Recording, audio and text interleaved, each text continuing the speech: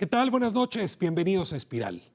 Hoy continuamos con nuestra serie a propósito de la pregunta sobre si México, en efecto, hacia mediados de este siglo, podría convertirse en potencia mundial, como distintos analistas han venido advirtiendo. Hemos revisado argumentos varios y hoy vamos a revisar los de la geopolítica.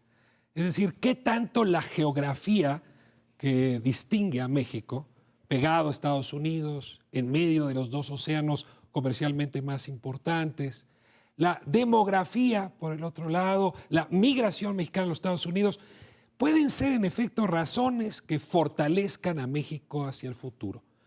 George Friedman, que es el fundador de Strategic Intelligence, una de las agencias de inteligencia privada más interesantes, escribió un libro justamente dando estos argumentos y desafiando a quienes dudan sobre la posibilidad de convertir a México en potencia mundial.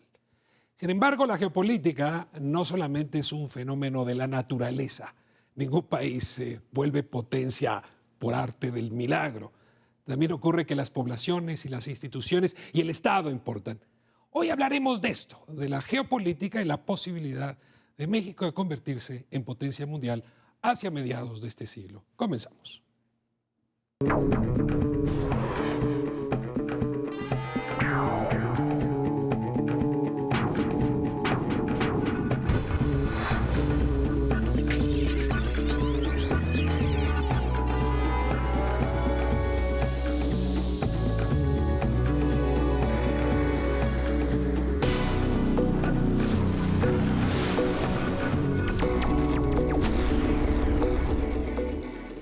Sí, soy Adolfo Laborde, director de la licenciatura y del Bachelor de Relaciones Internacionales del TEC de Monterrey, Campus Santa Fe. La estrategia de México está encaminada a abrir varios frentes estratégicos en términos económicos. Ya tenemos el frente más importante, que es América del Norte, donde más del 70% del comercio se concentra ahí. América Latina es una muy buena oportunidad, especialmente estos países que tienen crecimientos importantes y que pueden ser un mercado potencial para los productos mexicanos.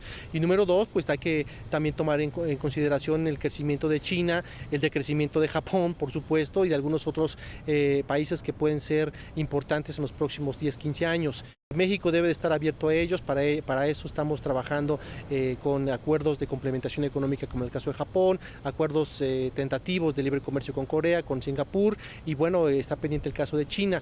Tenemos la Alianza del Pacífico, firmada recientemente, que tiene por objetivo generar estas condiciones y, ¿por qué no?, también ser la pauta para la integración de América Latina, económica estoy hablando. La Alianza para el Pacífico representa el 50% del comercio regional y eso es una buena señal, debido a que la idea es promover, generar y aprovechar lo que se tiene con los países. El gobierno mexicano hace bien en pensar en una especie de balanza comercial alternativa con Asia, como ya lo comentaste, y por supuesto con América Latina. Desafortunadamente no se han dado las cosas como nosotros quisiéramos debido a la integración, al nivel de integración con América del Norte, pero me parece que sí es buena idea y deberíamos de seguir trabajando bajo la línea de diversificar nuestras relaciones económicas internacionales.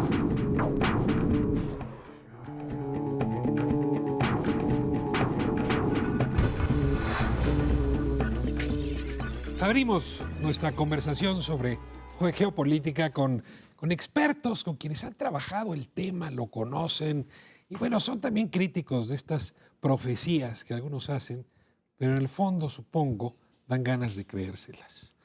Les agradezco mucho que estén aquí y como esta edición en Espiral, les pido que se presenten. Eugenio, comenzamos con usted. Muchas gracias, mucho gusto de estar con ustedes. Bueno, yo comencé a ver estos temas desde mi profesión inicial, que es la de economista. Y muy pronto tuve que, la vida me llevó a trabajar en temas internacionales de economía. Para mí el mundo entonces era el factor económico es el que va a determinar las cosas, la correlación de fuerzas. Pero después pasé 23 años de la diplomacia como embajador y me tocó llegar a China. Cuando me tocó ser el primer embajador de México en China. Cuando abrimos relaciones. Cuando abrimos relaciones con China en el 71, abrimos, yo llegué en el 72. Todavía vivía Mao Zedong. Deng Xiaoping acababa de ser rehabilitado por primera vez. Y ahí empecé a captar el aspecto político de las relaciones internacionales. China no era ninguna potencia económica, era simplemente un factor político fundamental. En el mundo, en Asia desde luego y en el mundo también. Ya después volví por segunda vez a China en los 80 ya en la era de Deng Xiaoping, y a partir de ahí, con otras peripecias en la diplomacia, empecé a meditar el mundo en términos de relaciones de poder, de fuerza, poder en el amplio sentido de la palabra. Por eso empecé a seguir estos asuntos y ahora me encuentro con estos pronósticos sobre México que ojalá me gustaría creerlos. Va a ser muy importante sacarle jugo, embajador, al preguntarnos qué tan serios hemos sido los mexicanos en la construcción de una relación estratégica con China. Porque geopolíticamente China es importante. Nosotros no sé, pero ellos sí. Y vale la pena revisar qué tanto nos hemos tomado en serio esa verdad. Susana Chacón, me da mucho gusto tenerle por aquí. Buenas noches, Ricardo. Buenas noches a todos. Susana Chacón, soy editora de Foreign Policy y mi pasión ha sido las relaciones internacionales desde el ámbito académico. Escribo en varios medios y además estoy en el Club de Roma, que ahí hacemos justamente prospectiva de los temas globales, tanto de cambio climático. Recordemos que hace un poco más de 40 años sale el libro de los límites de crecimiento, que es donde por primera vez se plantea todo este problema de la crisis, tanto energía como agua, como cambio climático, y que evidentemente tiene impacto a nivel global y en particular a todos y cada uno de los países. Entonces el tema de las relaciones internacionales ha sido para mí como el eje de mi trayectoria. Y dentro de los temas globales, por supuesto, el tema de la política exterior de México. Los reyes en la Edad Media recurrían a los brujos, a Merlín, para ver cuál iba a ser su futuro. Ahora se acude justamente a los que se dedican a la prospectiva. A los futurólogos. A los futurólogos. Yo quiero que me ayuden ahora en esta discusión. A ver, ¿cuándo debe uno tomarse en serio una prospectiva y cuándo pues Merlín está de vuelta y la Edad Media también? Antonio Alonso, bienvenido. Me da mucho gusto tenerlo. Buenas noches, gracias, Ricardo. Mira, yo me he dedicado los últimos 30 años de mi vida a pensar en el futuro. En el futuro en particular de México, que es lo que más me importa. Pero obviamente el futuro de México no se da aislado del resto del mundo y por ende hay que pensar en el futuro del mundo. Cosa que no es nada fácil y estoy en desventaja, por supuesto, con Eugenio y con Susana. Pero en realidad yo... ¿Por qué en desventaja, no? Porque, bueno, ellos se han dedicado exclusivamente o de manera más intensa a las relaciones internacionales y yo me he dedicado a muchas otras cosas, entre otras a las relaciones internacionales, pero no necesariamente como el motor principal de mi pensamiento. Pero en realidad yo te diría que yo más bien soy un provocador. A eso me dedico. Es un buen oficio ese. Pues es un oficio Varios interesante, por lo menos. cayeron por los provocadores. Sí, yo no es que me dedique a tirar merlines, pero, por ejemplo, yo soy de los que no creo en la seriedad de Friedman. Y no creo que México, que haya sustento para afirmar que México a fines de este siglo va a estar junto con Turquía entre las principales potencias mundiales. No lo veo. Por más que me imagino escenarios diferentes en los que México cambia, no veo que pueda llegar a ese estadio. Bueno, pues justamente ese es el tema, esa es la coordenada. Voy a añadir un argumento más que vale la pena descifrar, porque veo a muchos analistas, columnistas, articulistas en los periódicos, hablando sobre el momento México, le llaman el memo, el memo, ¿no? Es decir, diciendo es que la llegada de Peña Nieto se construye este momento México, pero no va a durar, se va a caer. Y por otro lado está esta más bien profecía de mediados, es decir, que si México hiciera una serie de cosas por su población, su ubicación podría convertirse, pues no en la potencia 13 que es hoy, sino una de las primeras 10 potencias, y bajar cuatro lugares. Me ayudan a distinguir entre el momento México y esta perspectiva para luego ya dedicarnos de plano a al futuro del mediado de siglo.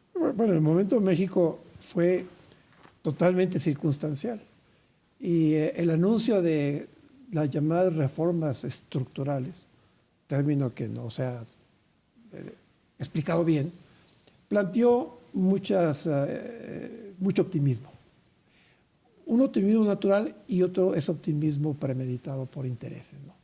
Evidentemente hay sectores del pensamiento y de la política de Estados Unidos que quisieran ver a México como un país dinámico, fuerte, porque es indiscutiblemente su vecino y ahí sí hay una relación geopolítica fundamental de los dos lados. Les ganaron las ganas de vernos mejor. Así nos querían ver. Yo no creo, es decir, yo trabajé mucho en las cosas de prospectiva, pero desde el punto de vista estadístico, la economía, las cifras, la macroeconomía, hay perspectivas sobre China que son muy creíbles simplemente porque se basan en datos duros, pero aún esas no son 100% seguras. ¿Qué la distinción entre el momento México y esta promesa de México potencia mundial? Esto que se menciona tanto de que si realmente vamos a cambiar nuestro nivel y nuestro estatus, me recuerda hace algunos años cuando el Economist, The Economist, saca en su portada el momento de Brasil. Claro.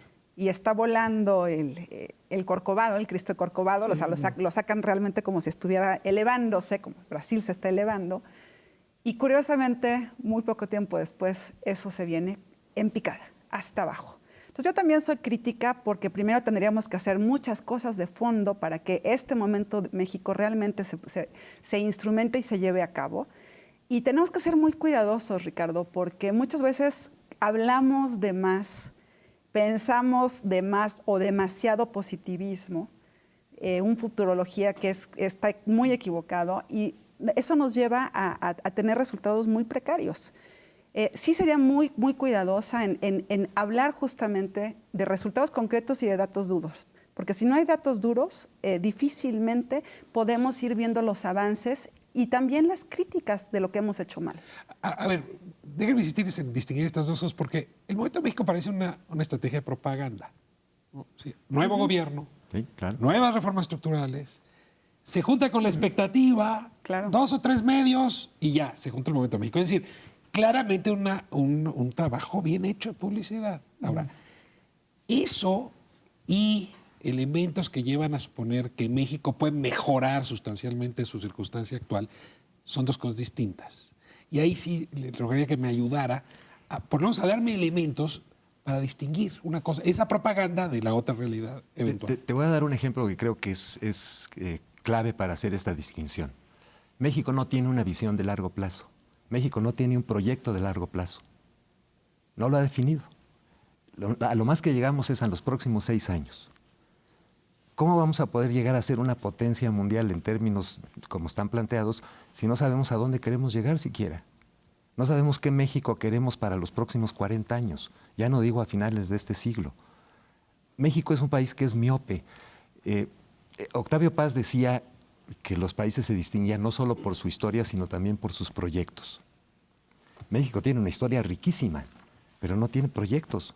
¿Cuáles son los proyectos? Hacer las reformas estructurales que señalaba Eugenio, y eso ya nos lleva a otro mundo. Yo creo que no hemos pensado en el México que podemos llegar a ser, no lo hemos pensado seriamente. Y yo creo que ahí está la diferencia. El momento México, como tú señalas, es una percepción del momento, y no una visión estructurada de cuáles serían los pasos que tendríamos que dar para llegar a el momento sería una visión coyuntural, lo otro sería una discusión estructural. ¿Sí? Ahora, concédeme un Antonio. ¿Vamos a una librería juntos? ¿O vamos a una institución académica? La cantidad de ejercicios prospectivos que se han acumulado en los últimos 3 años, no voy más lejos.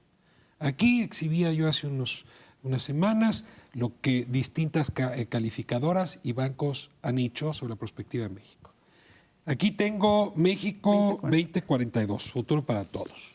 Está el texto de Friedman. Están los trabajos que han hecho Héctor Aguilar, Jorge Castellana. Todos atendiendo la preocupación que tú acabas de señalar. Lástima que México no tenga una representación de sí mismo en el futuro, porque si la tuviese, sería fácil empezar a caminar hacia allá. Por lo tanto, démonos a la tarea de construirla. Pregunto si esto del México potencia mundial no es una forma de empezar a construir esa narrativa, digamos.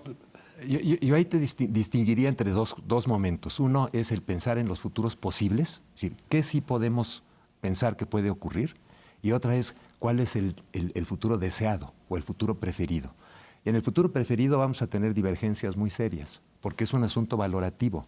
Y evidentemente una sociedad como la mexicana, que tiene particiones muy importantes, casi por mitades en casi cualquier tema, va a ser difícil que lleguemos a consensos fáciles. De consenso. Pero sí podemos explorar cuáles serían ejemplos concretos. Vamos a suponer que, en efecto, las reservas de petróleo caen lo suficiente como para que México deje de ser exportador o que el mundo cambia, como parece que está cambiando, con la explotación del gas de esquistos y el petróleo de esquistos.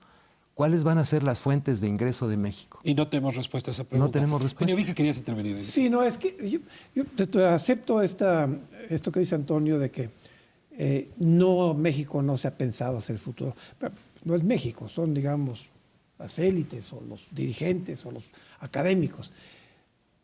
En principio estoy de acuerdo, pero una vez dicho eso, se han hecho varios ejercicios, quizá un poco descoyunturados, para ver hacia dónde avanzamos. Se hizo en la economía hace mucho tiempo. Lo que creo yo que ha ocurrido en cuanto al pesimismo y a la resistencia de ponerse un proyecto ambicioso son los grandes tropiezos. México hace unos cuantos años estaba entre las 10 potencias económicas del mundo, ya no está ahí. El problema interno de la inseguridad nos ha pegado muchísimo y eso, a mi juicio, limita la capacidad de dirigentes y de académicos y de pensadores en no tanto ver el futuro, sino proponer algo para el futuro. No hay propuestas uniformes, es lo que yo creo. Además, para mí hay un problema adicional, sumando a los que menciona Eugenio, que es la falta de construcción de consensos, Ricardo. Y voy a poner un ejemplo contrario, a pesar de los problemas internos que tienen, que es el caso de Estados Unidos. Rescatando el tema de moda el día de hoy, que es el de la reforma energética, veamos qué sucede con ellos en la perspectiva de mediano y largo plazo de su situación energética.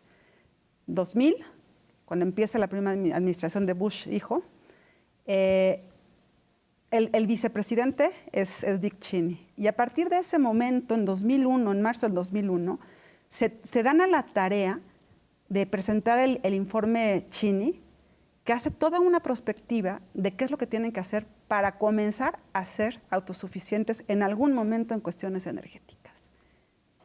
Y voy a mi punto inicial. O sea, este informe Cheney lo arman los republicanos.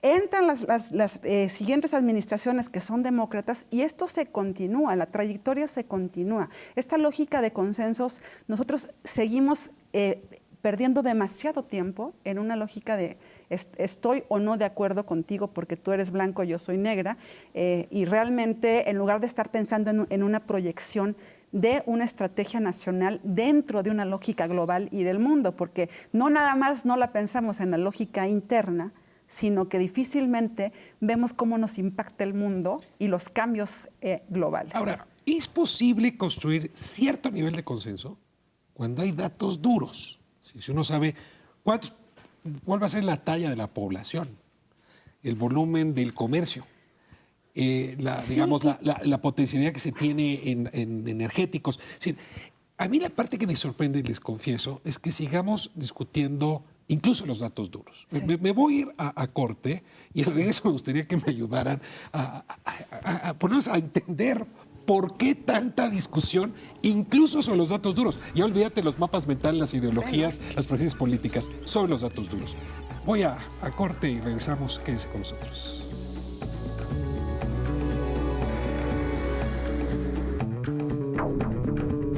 Hoy por hoy, no dentro de 30 años, hoy realmente México es una potencia mundial. México ocupa la posición número 12 en el mundo, por arriba de muchos países industrializados. Incluso el PIB de México es superior al canadiense, que ocupa el puesto número 14 en el mundo. Lo que a mí más me preocupa es que México es uno de los países más desiguales del planeta. Pero por supuesto que es una limitante que un país como México sea desigual, porque al interior de este país tan desigual va a haber muchísimos conflictos, va a haber problemas sociales, va a haber problemas de infraestructura, de acceso a la vivienda, problemas gravísimos de salud, problemas del nivel educativo, y esto no hace que el Estado sea sano.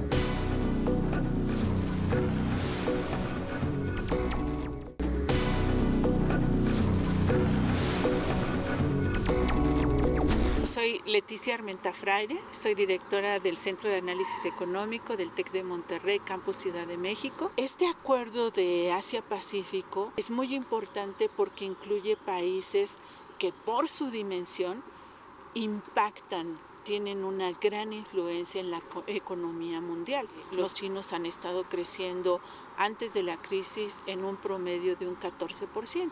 Tanto es así que la mayor parte de las naciones latinoamericanas se asocian a China como proveedores de materias primas.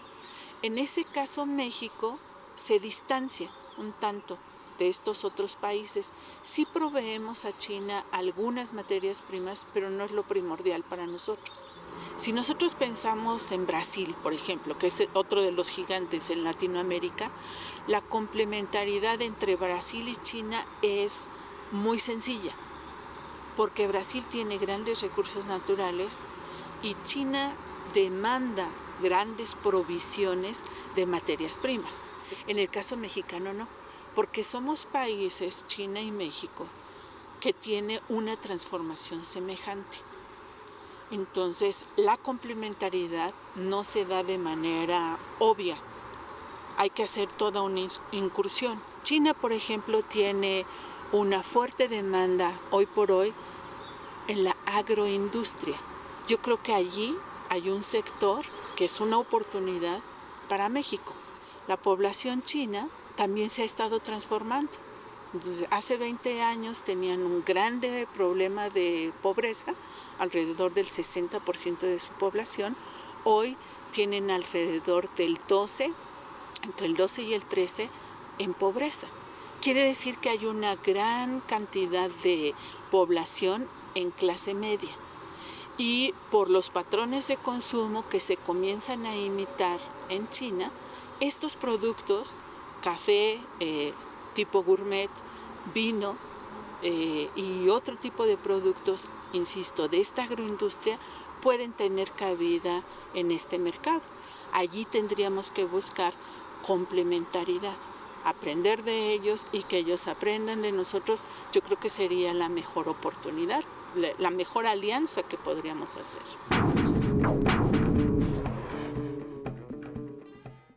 Ya veo aquí al embajador Anguiano con ganas de entrarle a esta discusión, pero déjenme, ahora llegamos a nuestra relación con China y luego con los Estados Unidos y nuestra situación geopolítica.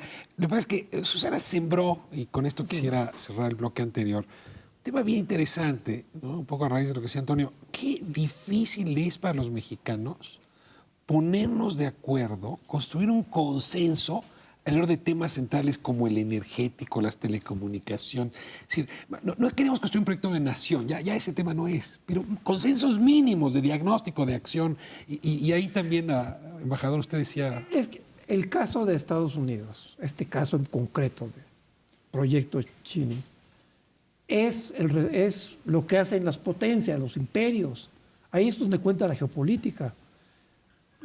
Con todo el caos que hubo en Rusia después de que se apareció la Unión Soviética, retoman a su manera su proyecto nacional, pero no es un consenso, bueno, es más amplio el consenso de Estados Unidos que en Rusia, por ejemplo. Claro. Son los dirigentes los que están pensando y ya piensan al futuro en función del problema inmediato que tienen.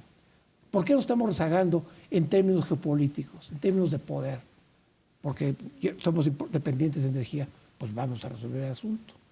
En México, los dirigentes no se atreven a pensar así, aunque saben que tienen encima el problema de que algún día se va a acabar el petróleo, por ejemplo. ¿Pero qué hacemos? Actuamos para salirle al paso y no para imaginarnos qué hacer en 10, 15, Porque 20 no años. queremos ser potencia, mentalmente. Nos da miedo. Los brasileños sí lo hacen. El caso, bueno, hablábamos de otro país, pero Brasil, y cada rato se equivocan los brasileños, cometen errores y hay grandes desengaños en la población. A ver, pero usted está dejando aquí un argumento. Si quisiésemos, ¿podríamos entonces ser potencia? Podemos pensar como potencia, sí. Deberíamos pensar como potencia. Esto depende de datos duros y ahí Antonio ya había sembrado otra pregunta que nos mete ya en la cintura de esta discusión. ¿Hay documentos propaganda? Es decir, que están hechos para vender al país. Y hay documentos De fondo. bien basados en datos, en buenos escenarios, argumentos. A ver, ayúdeme con 2 o 3 elementos para distinguir entre uno y otro y quizá con ejemplos sería la manera más fácil. Sí, mira, una de las cosas que es importante es distinguir lo que uno desea, el futuro preferido, y uno puede, por supuesto, convertirse en activista de ese futuro deseado, es el caso de Jorge Castañeda y de Aguilar Camín, ellos tienen una imagen de lo que quisieran que fuese el futuro de México y la ponen en la mesa y la tratan de vender. Y la defienden. O la someten a la discusión. Bueno, pero la tratan de vender. En esa discusión ellos piensan que son ganadores porque tienen los argumentos para hacerla triunfar. Pero ese es un ejercicio distinto de decir, a ver, ¿qué cosas pueden ocurrir que alteren el futuro de este país? ¿Qué reacciones habría? ¿En qué condiciones se darían esos cambios? ¿Y a dónde nos conduciría cada uno de esos posibles escenarios? Son escenarios posibles. No es la idea de vender un escenario. Le toca después a otro grupo, a los decisores, a quienes toman decisión, decir, bueno, nosotros preferimos esto y a lo mejor podemos venderle a la sociedad mexicana que ese es el que preferimos. Pero son dos ejercicios distintos. A ver, vamos a entrarle tema por tema, ¿no? Un poco de manera rápida porque hemos estado desarrollando programas enteros, pero ya Antonio planteaba el energético, pues porque no hay país que crezca sin energía. Y no, además, tener cambio climático enfrente, ¿no? Tendremos que hablar de eso. En fin. ¿Cómo imaginarse un país que con las actuales reservas pueda financiar con energéticos su desarrollo si lo único que estamos pensando es si se privatiza o no Pemex? ¿No? Por supuesto que ¿Cómo no. lo podemos imaginar? De entrada, pensar que no estamos solos, que no somos aislados y que tenemos que construir alianzas y aprovechar justamente los recursos que tenemos.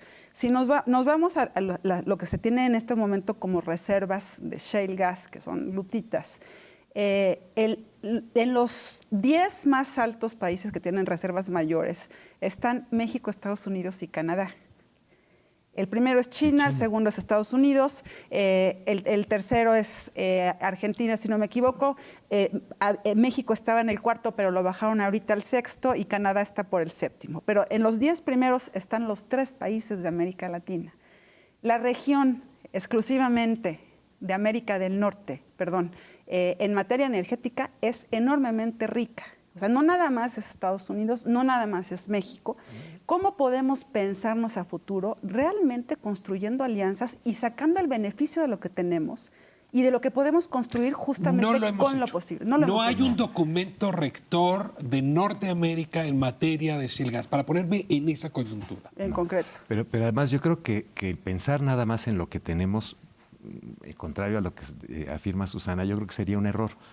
El mundo no puede sostener su supervivencia si sigue con un patrón de consumo de energéticos de alto contenido de carbono. Tiene que pensar a mediano y largo plazo en otras fuentes, sea la nuclear, sean las renovables, y México no está haciendo nada, no está haciendo su tarea tampoco en esos campos. ¿Por qué? Bueno, pues porque Claro, es más es obvio cómodo. que tendríamos que apostar Porque más con lo es más cómodo. México no invierte tiene una inversión ridícula en tecnología. ¿Cuál es la inversión de México en investigación y desarrollo? Menos del 0.5% del Pues si hiciéramos aquí un palomeo de lista, diríamos, en lo energético no traemos una mirada de largo plazo. A ver, me voy a meter en un tema totalmente distinto. Nuestra relación con China, a ver, es clave. Va a ser una de las 2 potencias, y no va a ser la tercera. Una de las 2 potencias de este siglo. Puedo preguntar por qué nos hemos tardado tanto en tener una definición sobre la relación que debemos sostener con China y con el Pacífico. Es una historia muy paradójica porque cuando se abrieron las relaciones con China, había una visión de lo que quería México en China y con Asia Oriental. O sea, en 71 sí la teníamos. ¿Cuál era, desde los entonces? 70 hasta, yo diría que hasta todavía a principios de los 80 había. Al presidente Miguel de la Madrid le toca la enorme crisis interna y desvía su atención de algo que se venía construyendo, bien que mal, pero que estaba construyendo. Y el papel de México en el ámbito de las relaciones de China, cuando empezaba a abrirse políticamente, recuerden ustedes, la República Popular recobra el asiento de China apenas en octubre, en Naciones Unidas, apenas en octubre de 71. Entonces, México entra en 72 a las relaciones y ayuda a que China se incorpore al gran debate del nuevo orden económico mundial. China entra al grupo de los 40 que hace la carta que ya se nos olvidó a todos de los deberes y derechos económicos de los estados, y para la dirigencia china, la vieja Mao, Zhou Enlai y los nuevos, México era importante. muy importante. A mí me tocó vivir como embajador mexicano, tener acceso a los más altos niveles de decisión de China, que entonces no eran decisiones ni intereses económicos. ¿Por qué les dejamos de importar? ¿Por qué nos dejaron de importar? Porque cuando viene el cambio generacional en China, se muere Mao Zedong y otro viejito rompe con todo lo anterior, se deshace, se despoja de la ideología, cosa que no hemos hecho nosotros. Se despoja de la ideología y se va al pragmatismo. México estaba en la década perdida para el desarrollo. Y ya en los 90, cuando México se recupera, el presidente Salinas se encuentra que lo más importante es negociar con Canadá y Estados Unidos. Tenemos hoy una carta de ruta para nuestra relación con China. ¿La estamos rehaciendo? ¿Se está reconstruyendo? No se está rehaciendo. Vino pero, ahora el presidente. Sí, pero no hay una hoja de ruta. Hay un esfuerzo diplomático muy valioso de la actual administración para recomponer lo que se perdió en los últimos 12 años. Para volvernos a saludar. Para volvernos a ver y inmediatamente ver la reacción de los chinos. Se dan cuenta de la importancia que tiene México. Con China, otra vez, sigo con el palomeo, no hay una ruta estratégica. Salto a otro... Pero hay una decisión política muy importante. Se recompuso la situación, la relación. Es el primer paso, digamos. Nos volvimos a dar la mano. Así es. ¿No? Ya no recibimos No a es Dalai cualquier Lama. cosa. A ver, ahora, ¿qué vamos a hacer vamos a ver lo que comercialmente? venga. A ver qué hacemos en octubre. Ya Déjame dices. agregar muy brevemente algo que creo que es un factor por el que la relación con China se puede dificultar. México le apostó a Estados Unidos y Estados Unidos es la competencia directa de China. Entonces, ¿cómo puede reconstruir una relación importante con China? Hacia allá iba. Sí tenemos una hoja de ruta clara de nuestra relación con Estados Unidos. Es decir, estamos pensando en Estados Unidos no para el sexenio el cuatrienio de Obama, no para el sexenio de Peña Nieto, para los próximos 50 años. Tenemos consenso sobre qué queremos con ese país y, por cierto, no solamente estoy hablando de qué queremos con la Casa Blanca o con el Capitolio, sino con nuestra población que ya está allá y que en primera generación suman varios millones, en segunda todavía más y en tercera vale la pena contarlos. Mira, ahí hay dos cosas que hay que pensar siempre. Una es la relación administrativa que continúa constantemente, independientemente de gobiernos. Que la que llevan los consulados. La que llevan los consulados, la que lleva Cancillería, la que lleva las personas del servicio exterior. Y otras son los momentos políticos. Y yo creo que aquí, en el caso de la administración actual, hay una decisión también de retomar la relación con América del Norte en varios ramas distintas. Una particular es la de la reforma migratoria, por supuesto que sí. Digo, la forma como se está capacitando a los consulados, a todo el personal de los consulados, para que puedan atender a los mexicanos allá y que se aproveche que quienes quieran legalizarse. Ya nada es cierto de eso. Hay una parte que va a tomar mucho más tiempo, por supuesto que sí. Pero claramente los consulados mexicanos se vuelve evidente que no saben qué hacer con esas poblaciones, más allá de atenderles a darles la matrícula consular, el pasaporte y casarlos. Bueno, en el caso de los Dreamers, que fue lo primero que se hace el año pasado, digo, realmente sí hubo una respuesta. Evidentemente ahorita va a ser una labor muchísimo más fuerte y tienen que dedicar recursos a eso. Ahí no sé qué tanto están creciendo los recursos económicos que les permita limar y cambiar esta dinámica que tú dices de que falta, ¿no? Pero Falta les hacer ahí. pregunto, ¿en qué libro leerían la estrategia de mediano plazo entre el Estado mexicano y los Estados Unidos? ¿Dónde la leerían ustedes? ¿Dónde la están viendo? No hay. No hay. Para empezar, si Estados Unidos es y ha sido históricamente muy importante para México, sorprende que para México Estados Unidos haya sido por muchos años una frontera en la que lo que importaba era lo que transcurría a través de la frontera, si sean personas o sean bienes, importaciones o exportaciones. No había hace 20 años más que un grupo de estudio de lo que es Estados Unidos en México. En Estados Unidos hay docenas de grupos. Del CIDE. No, del CIDE. ¿O del CIDE? Ahora del CIDE. Del CIDE cuando se habla Pero sigue sin haber en México el mismo número o proporcionalmente el mismo número de grupos que estudien Estados Unidos que hay en Estados Unidos estudiando México. O sea, ¿tú dirías, Estados Unidos tiene más idea de qué quieren con México? ¿Lo han estudiado? ¿Lo han analizado? Del lado mexicano nos está faltando mucho análisis, cuidado, entendimiento. Para empezar, hasta no hace mucho tiempo, los decisores en México pensaban que Estados Unidos funcionaba de manera similar a México y negociaban con Washington y la Casa Blanca exclusivamente. ¿Por qué? Porque México vivía un sistema presidencialista en el que, en efecto, negociar con el presidente significaba arreglar las cosas. Allá había que negociar con los gobernadores, con el Congreso. En los años 90, el Tratado de Libre Comercio fue una apuesta política de mediano plazo para reconstruir la relación México-Estados Unidos. Fíjense, el intercambio nos ha salido no muy bien, porque fue un intercambio económico que en México se concentró, digamos, la riqueza económica y que mandamos una fuerza laboral muy importante de aquel lado. Sigue desequilibrado. Pero a fin de cuentas era una carta de ruta. Hoy tendríamos que construir algo similar. Déjenme me acorte y les dejo sembrada la pregunta, ¿no? ¿Qué en el 2013 tendríamos que confeccionar, como en los 90 hicimos, a partir del Tratado de Libre Comercio, para construir una relación geopolítica inteligente con los Estados Unidos? Mira, déjame irme a corte y regresamos. Sabes que ahí hay dos cosas. Uno que es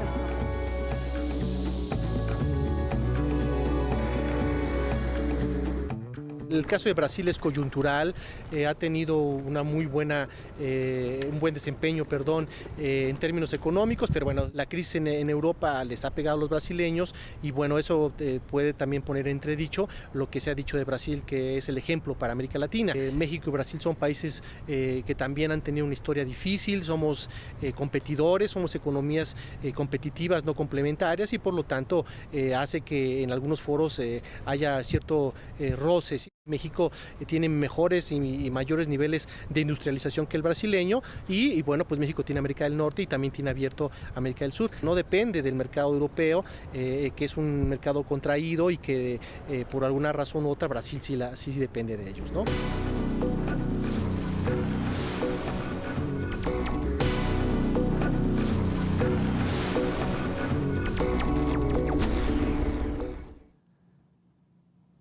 Estamos de vuelta en Espiral hablando de geopolítica y México como potencia mundial. Y antes de continuar la discusión, quiero dar la bienvenida a Carlos Heredia. Me da mucho gusto, invitado a este programa. Llegó al tercer bloque. Mejor ahora que no haber llegado. Carlos, muchas gracias. Muchas gracias, Ricardo. Un saludo a todo el auditorio de Espiral y a los compañeros de la mesa. Pues bueno, andamos aquí en calor y un poco la pregunta justo antes del corte previo, Susana, era...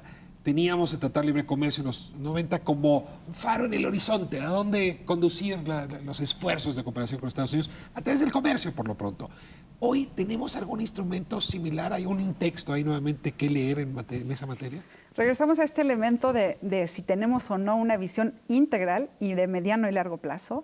Y ahí realmente es preocupante la situación, porque lo que se tiene sobre la mesa en este momento, por un lado, es el famoso TPP, el Transpacífico, donde estamos entrando en un momento muy diferente a lo que fue la propuesta de Estados Unidos, y ahí es para frenar, como bien mencionaba Antonio, a China.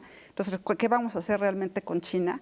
Y en esta falta de visión hacia afuera y esa falta de visión de largo plazo, mencionabas el tema de migración y yo quisiera regresarme al de energía, Ricardo, porque realmente es preocupante la falta de visión si nos comparamos con Canadá y con Estados Unidos. Tan solo en la lógica de infraestructura fronteriza, o sea, lo que tienen Canadá y Estados Unidos en ductos, gasoductos y ferrocarriles, se están conectando sin problema alguno desde Alberta, que es la provincia más arriba del lado oeste de Canadá, hasta básicamente Houston. Y ahora están con esta cuestión del gasoducto de Keystone Plus, XL Plus, que en el momento que se acepte esa propuesta particular, pues realmente los canadienses van a traer petróleo hasta Houston. Y el que nos están comprando el petróleo mexicano, el Maya, que es el que se supone nos están comprando, ¿qué vamos a hacer con él? Entonces, en esta falta de visión de largo plazo, realmente no veo yo un instrumento. A ver, a bocajarro, que le entro en esta lógica. Lo preguntaba hace un momento. Tenemos una mirada, una visión hacia la migración mexicana a Estados Unidos, y deja de ponerlo más fuerte, perdón que siga con Friedman, pero con la idea de México tiene una mano de obra muy importante. Buena parte ya se le fue. Va a seguir produciendo mano de obra, pero también se le va a ir. Y no hay una visión, al parecer, tampoco en qué vamos a hacer con ese factor que en efecto nos podría colocar, si Friedman tiene razón, en un estatus distinto hacia mediados de siglo. No la hay. Mira, de hecho, a México se le termina el bono demográfico hacia 2024. Es decir, ya no vamos a poder exportar mano de obra y no aprovechamos digamos, el envío de trabajadores a Estados Unidos como parte de una complementación y una integración de mercados de trabajo de América del Norte.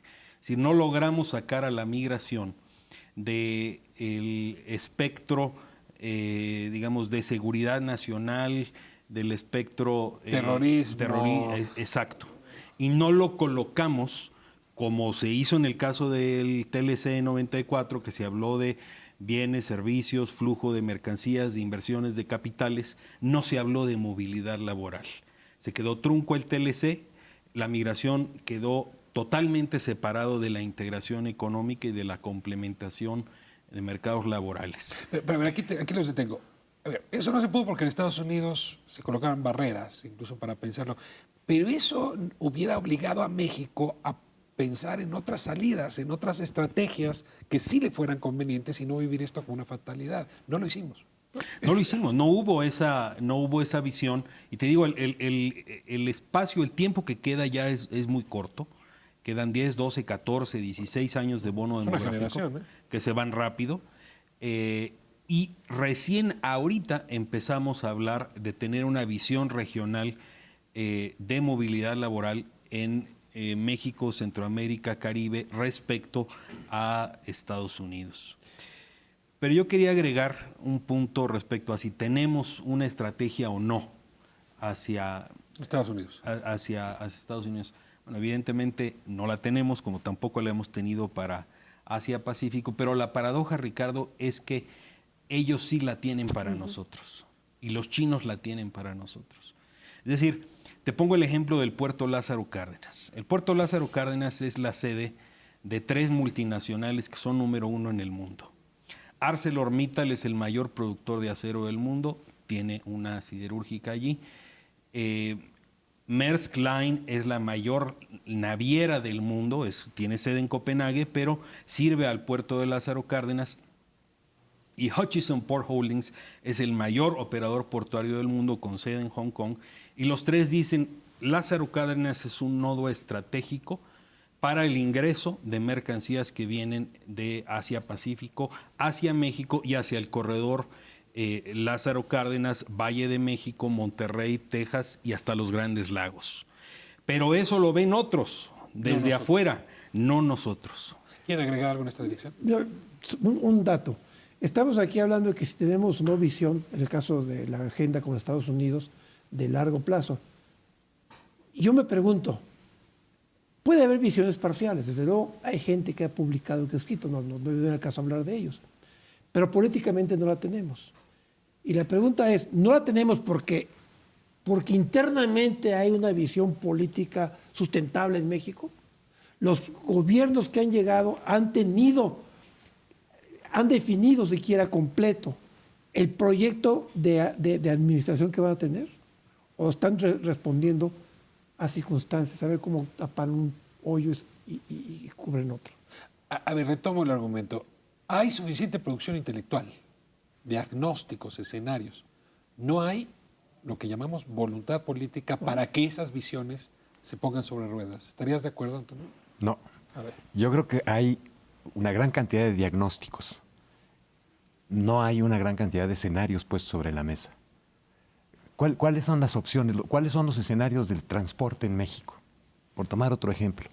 Telecomunicaciones. Seguir creciendo en carreteras, a pesar de que es el transporte más caro. Seguir teniendo Houston como el principal puerto mexicano.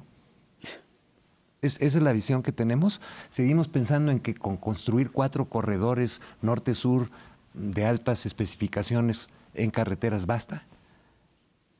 No hemos definido el proyecto de país y queremos definir la infraestructura para darle servicio a ese futuro de país. Es ilógico. Y no hay suficientes escenarios sobre la mesa. No hay. Son muy escasos. Hay algunos apuntes de, a mí me gustaría que México fuese así, propongo que lo hagamos así. Pero eso no es construcción de escenarios, no están sustentados otra vez en datos duros y en las posibilidades. Tú preguntabas, a ver, se pusieron ciertas barreras para la migración y México no tuvo una estrategia. Es que debió haberlo pensado antes, debió haber dicho, y si ponen ciertas barreras y tienen tal efectividad, ¿qué haríamos? Y en caso de que no tuviesen esa efectividad, ¿qué haríamos? construir a partir de esas hipótesis y entonces tener una estrategia en la cual no se trata de tener el plan A y el plan B, sino de explorar sistemáticamente qué opciones se pueden presentar. Ahora, la pregunta más complicada del programa. ¿Por qué no tenemos ejercitada la parte neuronal que se dedica a hacer escenarios? ¿No? ¿Qué pasó? Porque yo sigo, espero que nadie en la auditoría haya caído en la trampa, pero yo sí, pensando en el gran Salvador, en el Quetzalcóatl, que tiene la gran visión y que nos va a resolver el problema, cuando pues ninguno de estos países que citaban ustedes ha tenido la gran persona, son visiones conjuntas. Pero México sigue pensando que hay una persona que debe tener la visión y los demás seguirlo. No hemos sido capaces de construir la visión a partir del conjunto, del consenso. ¿Por qué? Yo creo que por razones históricas. México se reinventaba cada 6 años y se sigue reinventando cada 6 años, por lo cual no hay posibilidades de pensar a más largo plazo, porque después de todo, a los 6 años vendrá un nuevo proyecto de país que cambiará las cosas y dirá, ahora sí sabemos a dónde vamos. Segundo, porque no se trata de una persona pensando en el futuro y construyendo escenarios, sino es un ejercicio colectivo.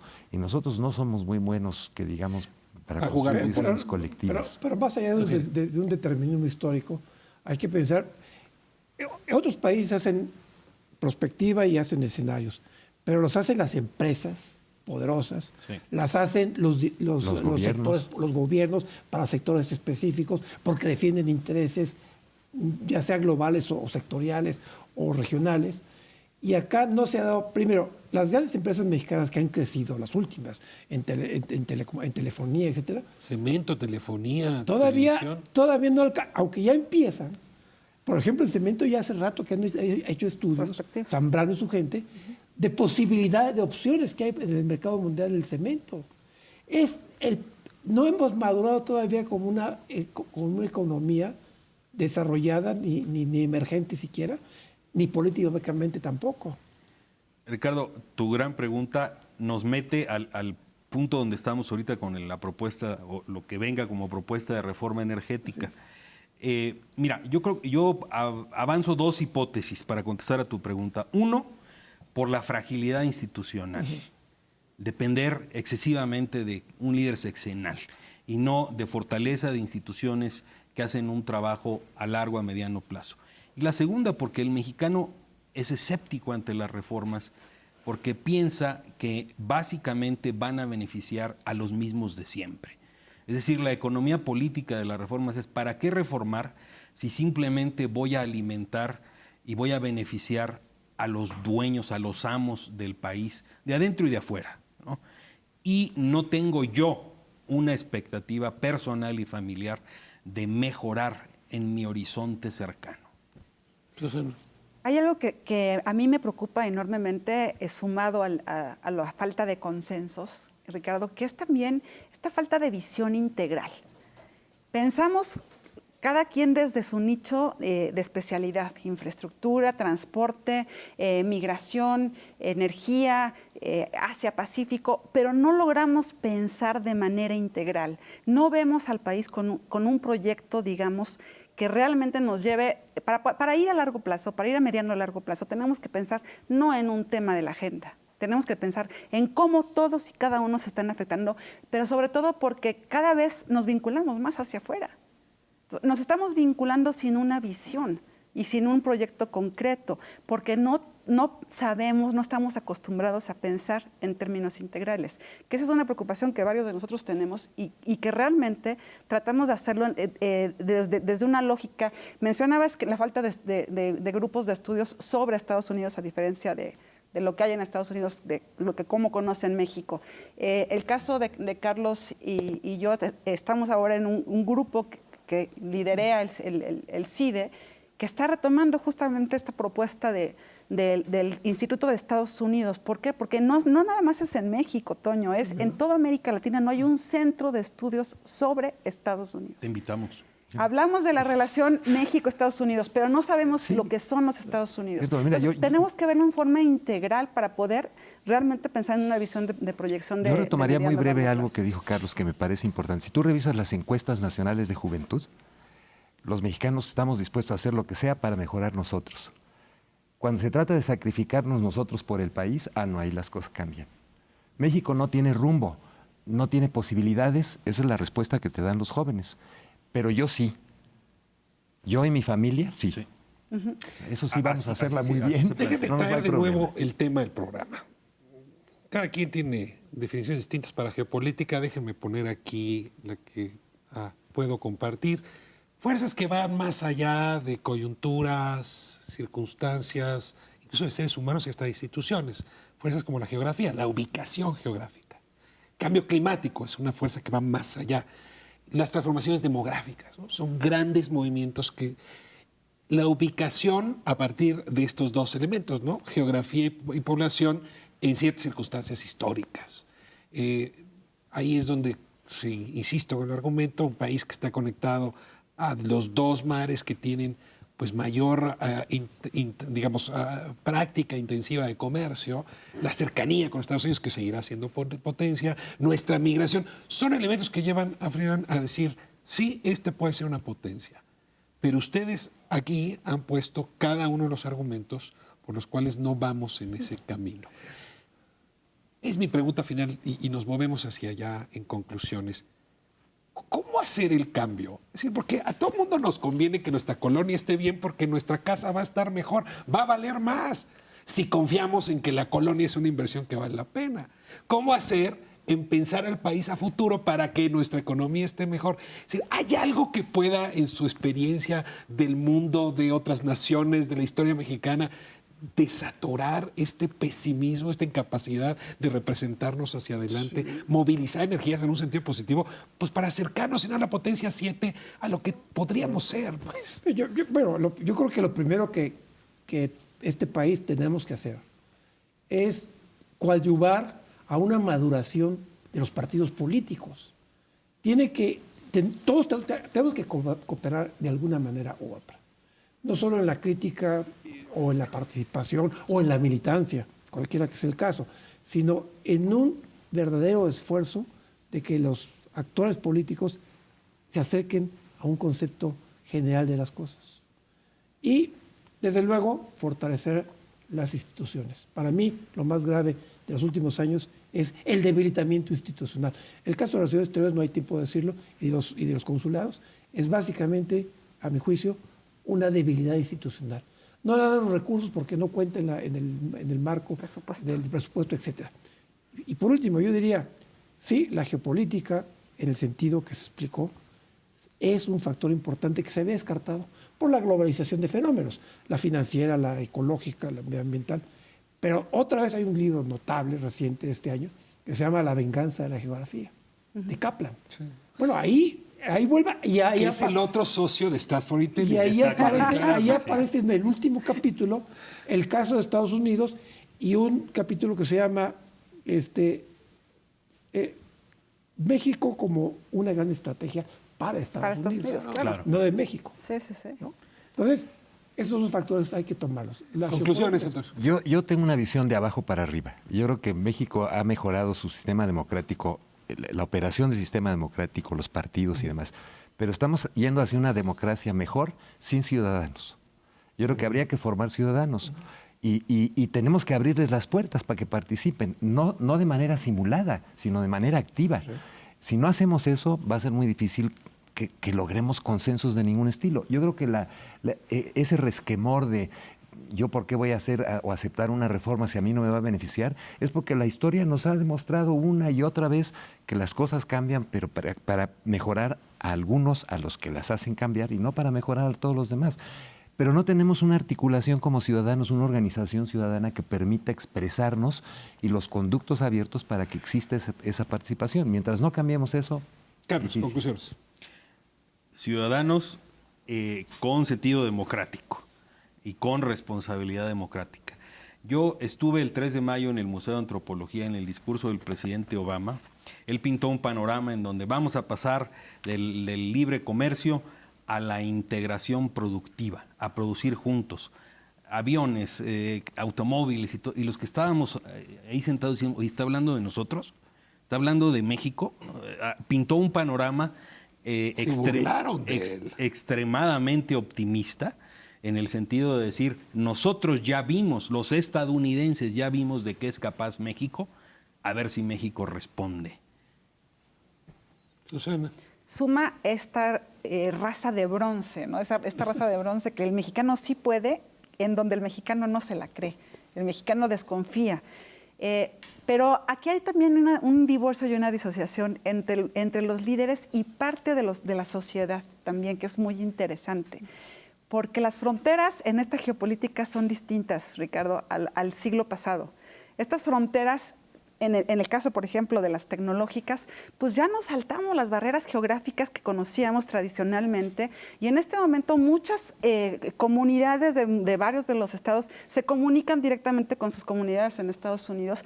El peso que tiene ahí la sociedad civil, los líderes no han alcanzado tampoco a verlo y a capitalizarlo por esta falta de consenso que mencionaba yo al principio. Entonces, las fronteras son otras, tenemos que ver la geopolítica con otros ojos, porque realmente las nuevas generaciones que sí se la pueden empezar a creer, esos niños que nacen ya con el chip de la tecnología en los celulares, en la computadora, en lo que sea, están viendo lo que sucede afuera, lo que sucede en el mundo, y se están vinculando, para bien o para mal. A veces se vinculan más a los vicios que a la fortuna, ¿no? Pero realmente esa parte de las fronteras distintas que nos están planteando una geopolítica y una geografía diferente a la tradicional, tampoco nos la hemos creído. No, pues les agradezco muchísimo la inteligencia puesta en esta discusión. Me quedo, en fin, comparto con ustedes una última reflexión. Hay cosas que no se pueden cambiar, ¿no? Estar en la esquina más alejada del mundo, Madagascar, eso no se puede cambiar. Tener una población con promedio de edad arriba de 60 años, eso ya no se puede cambiar, ¿no? Estar alejado de los grandes mercados, eso no se puede cambiar. Pero cambiar un poco de actitud, Exacto. de tono en la discusión, de ánimo y de visión, pues eso sí se puede. Digamos, ahí no hay determinismo. Y yo me pregunto si este país, las siguientes generaciones, no se merecerían una actitud un poco más responsable con el futuro y, por lo tanto, una necesidad de pensar mejor el futuro. Les agradezco enormemente esta Muchas gracias. conversación. Gracias al Y yo creo que tendríamos que tener más porque el tema nos quedó corto, ¿no? Como El siempre. tiempo nos quedó corto para una discusión tan amplia. Muchas gracias. Nos vemos la próxima semana aquí en 11 TV México. Gracias por habernos permitido entrar a sus hogares. Nos vemos miércoles 10:30. Muchas gracias.